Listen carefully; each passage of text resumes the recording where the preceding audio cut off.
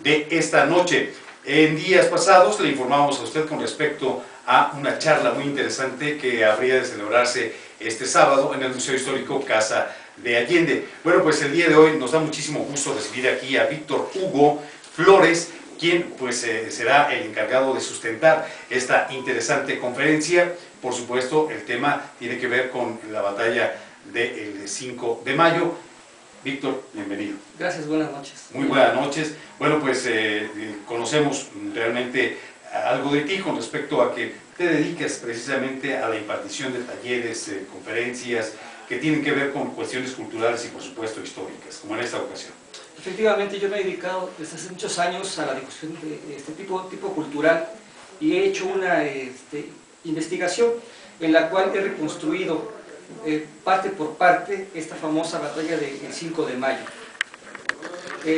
Yo he hecho esta investigación basado en los partes de guerra, los informes tanto de los generales que estuvieron en esa batalla, Porfirio Díaz, Zaragoza, Berriozábal, además también un estudio de los testimonios históricos tanto de los franceses que estuvieron ahí como de los mexicanos, de modo que he hecho esta investigación y al mismo tiempo algo que antes no se había hecho, que es una animación por computadora sobre un mapa donde puede verse cómo se van moviendo todas las tropas. Es algo que, bueno, por lo menos personalmente no tenemos la oportunidad de conocer. Esto de alguna manera provoca en quienes asisten a este tipo de conferencias más la atención, más el interés, se ubican mejor todavía en lo que es la trama de la historia. Yo creo que sí. En la conferencia vamos a ver, como le estoy comentando, esta animación, y esto nos ayuda mucho a acercarnos a la historia, porque por lo general uno pues conoce que esta batalla del 5 de mayo fue ganada por los mexicanos, pero no sabemos cómo fue que se desarrolló, por qué se ganó. En torno a este combate existen varios mitos sobre si fue una fácil victoria, sobre si Francia nos regaló esa batalla, sobre quién es realmente el héroe de ese episodio. Entonces, este tipo de investigaciones lo que nos permite es ver una historia viva, una historia cercana a nosotros, porque aunque fue hace 150 años, los mexicanos de esa época son como los de hoy, teníamos las mismas inquietudes, vamos a decir, situaciones bastante parecidas, y sobre todo un entorno mucho más adverso que el de hoy, aunque pueda decirse que hoy es una época muy difícil. Hace 150 años México era un país con grandes problemas, muy pobre, con muchas más dificultades que las de hoy, y en ese momento de la historia México pudo levantarse como una nación y pudo defender la soberanía nacional ante un grupo invasor.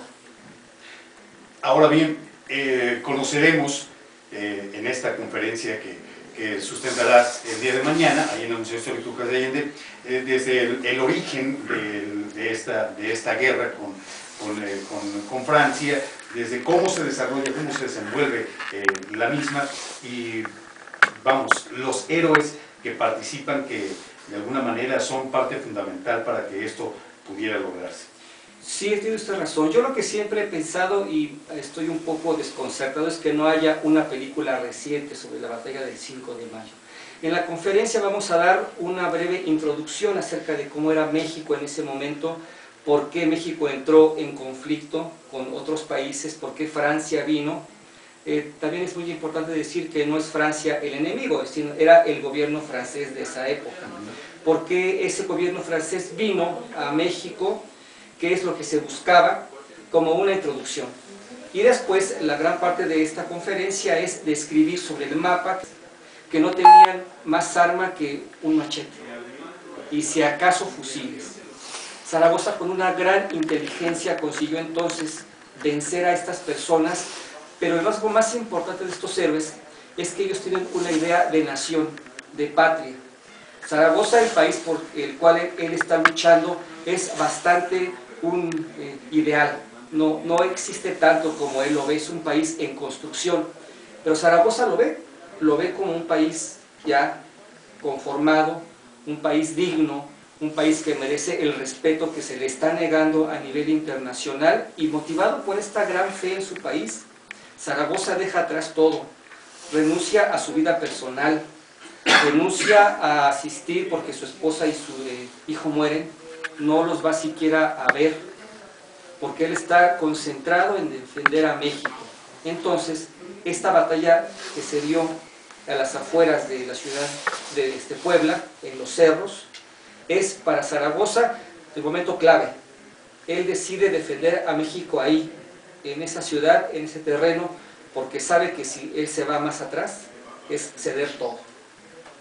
Zaragoza va a este combate incluso contra las opiniones de sus consejeros militares, le dicen que no combata ahí porque es muy difícil y que si mueren ahí no va a haber ya quien defienda a México. Y Zaragoza dice, no me importa, tenemos que defender a nuestra nación y aún si morimos aquí, el sacrificio va a darle tiempo a México para que se defienda mejor. Entonces, Zaragoza es una persona, no es él un fanático, porque un fanático es una persona que no tiene capacidad de reflexión, se maneja por ideas elementales. Zaragoza es un convencido, es una persona romántica en el mejor sentido de la palabra. Zaragoza tiene un corazón romántico. A las 4 de la mañana del 5 de mayo va con sus soldados y les dice, soldados, van a enfrentar a los primeros soldados del mundo, pero ustedes son los mejores hijos de México y les quieren arrebatar su patria. ¿Por qué no decirlo?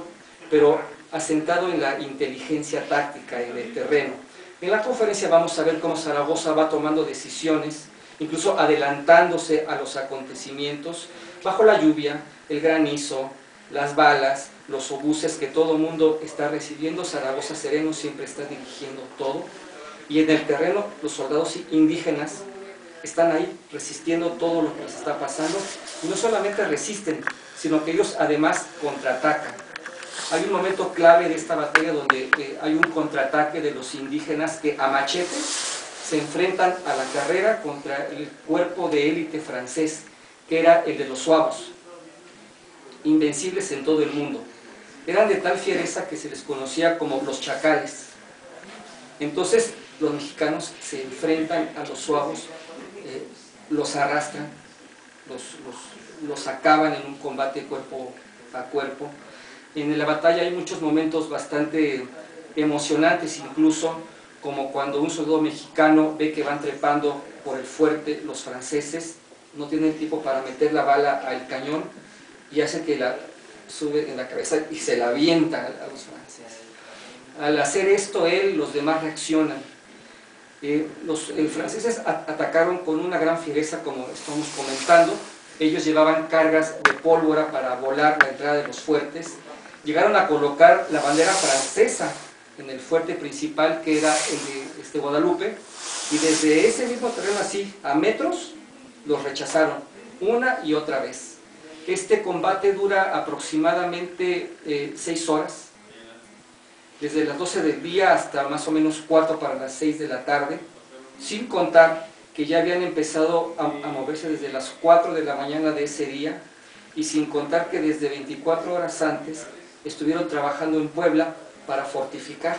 Entonces fue gente que llegó y trabajó sin descanso, sin alimentación, sin armas, y consigue ese momento glorioso.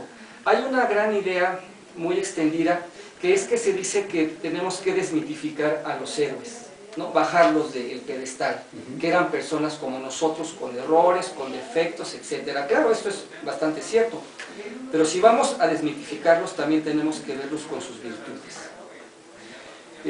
No tiene mucho interés saber si Maximiliano tuvo una novia fuera de su matrimonio, o Carlota si le gustaba alguien de su guardia imperial. Estos son como los chismes de la historia. Lo que importa es que si vamos a ver a las personas como entes, como individuos en una época histórica, así como tienen defectos, Zaragoza, ¿qué se le puede decir? Zaragoza tenía, no un defecto, pero la característica de que tenía un cierto sentido del humor negro. Cuando él llega a Puebla, ve que todo está cerrado, las puertas de las casas, porque no se le recibe bien, y se queda viendo todo y dice, qué bueno sería quemar Puebla, ¿no? Dice, aunque no se debe, hay criaturas inocentes. Mucho se le ha criticado a personas de que qué bueno sería quemar Puebla. Bueno, pues hay que pensar que Zaragoza venía presionado, tenía el encargo ni más ni menos de vencer a los franceses. Imaginemos que es como que dijera, no,